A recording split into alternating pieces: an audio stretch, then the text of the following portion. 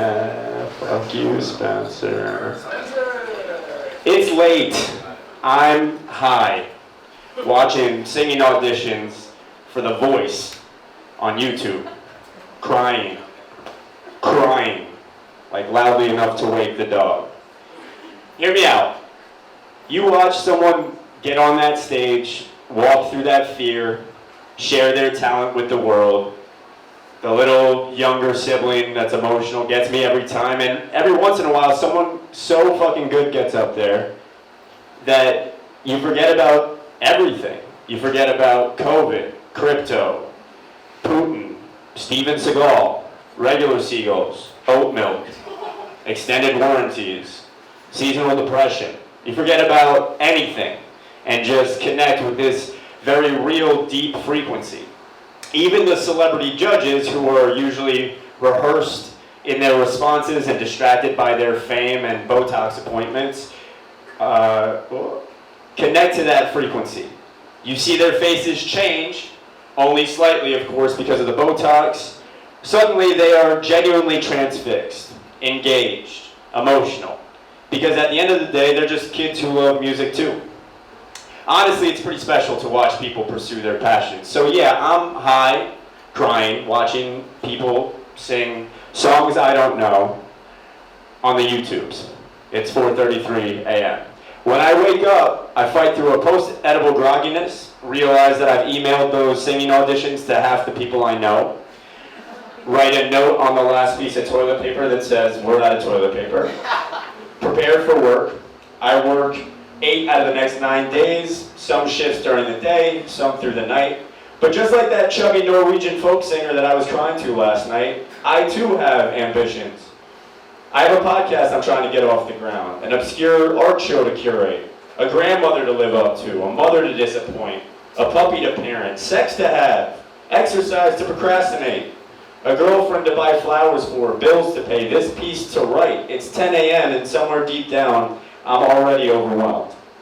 And every day is like this. Wake up just in time to go to work, hungover as the day is long, no time for breakfast, no time to write, just rush out the door. An hour into work, a customer offers to put me in a porno. 3 hours in, 3 customers have offered me cocaine. And 6 hours in, my coworker calls me to let me know she can't make it tonight because she accidentally ate a mushroom brownie. So I'll be working a double. Every day is like this. I'm biking down Canal Street, a woman on a tour bus snaps a photo in my general direction, and I feel like I'm on Sex in the City.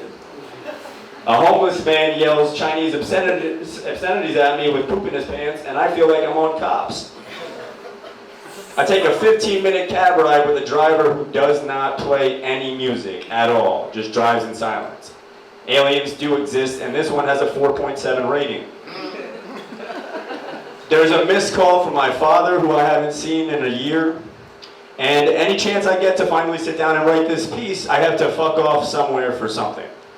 Every week is like this. Behind the 8 ball, below sea level, late for work. The rent is due, the hamper is full, and the day is nearly over. Where's the time to do anything? Where does it go?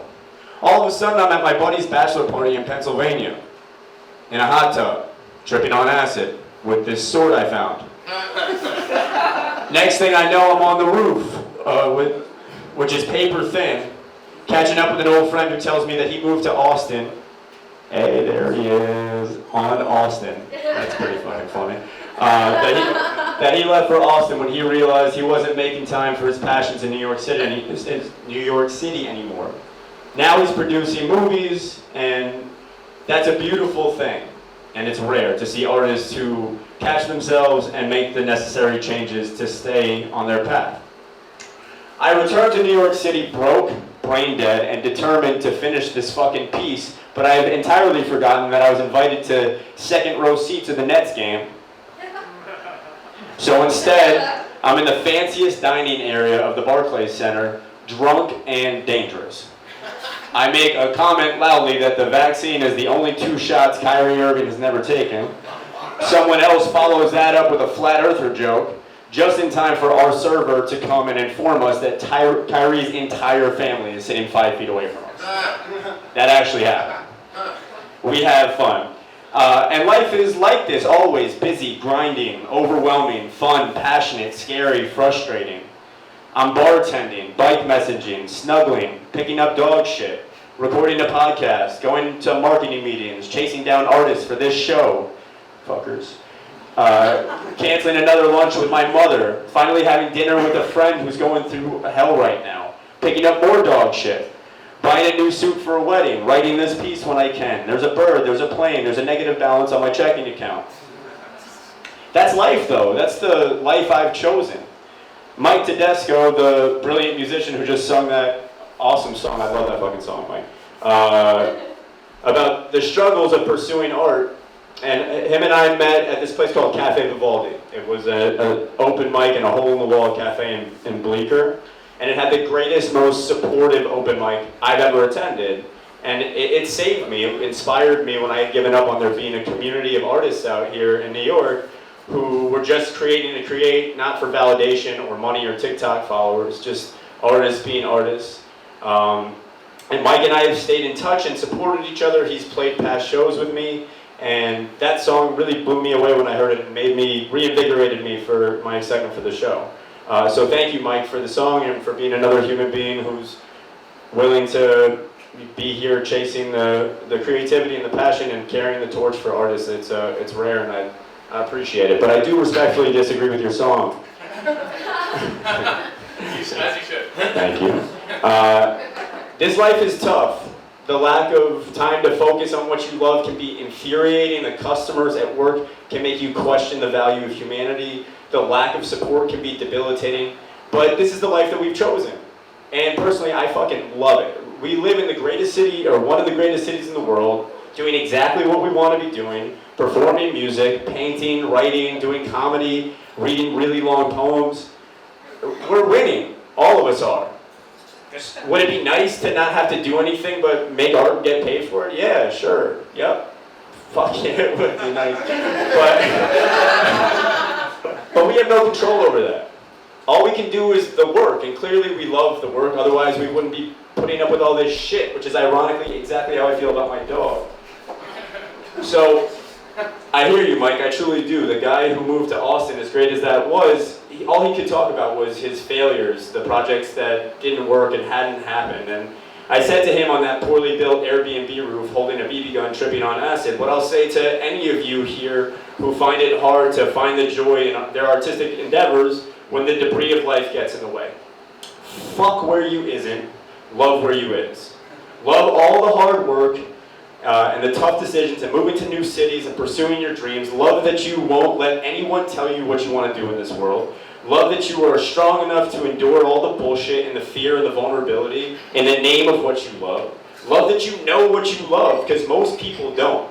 Most people on this planet never get to figure out what they love, and you did, and you have the ovaries to go out there and actually do something about it, live, in public, for all to see. And that feeling you get when you write a great song about this exact struggle, or a poem about the song about the struggle, or a painting or a great joke, nobody can take that feeling away from us, and it's the best feeling that I know. We're in the prime of our lives doing exactly what we want to be doing, and that's pretty fucking special. Now take that BB gun and shoot the whiskey bottle off the clown's head, and let's get the fuck off this roof before it caves in and we have to buy an Airbnb. So it's late. I'm high, watching auditions on YouTube, crying, thinking of this show, and thinking of all of you. You are all that chubby Norwegian folk singer that I'm watching. Because you also walk through the fear, get on the stage, and share your incredible talent with the world. So whether you're the kid auditioning for the judges, working a dead-end job to fuel your dreams, or you actually make it big and become the judge, all but forgetting the late night shifts and broke mornings, and now your hardest decision is how often to get Botox injections. Either way, you've already won, because you're pursuing what you love. I'm proud of all of you for what you're doing, and I feel very fortunate to be surrounded by such a passionate, creative group of people. It's a wonderful thing. Yeah!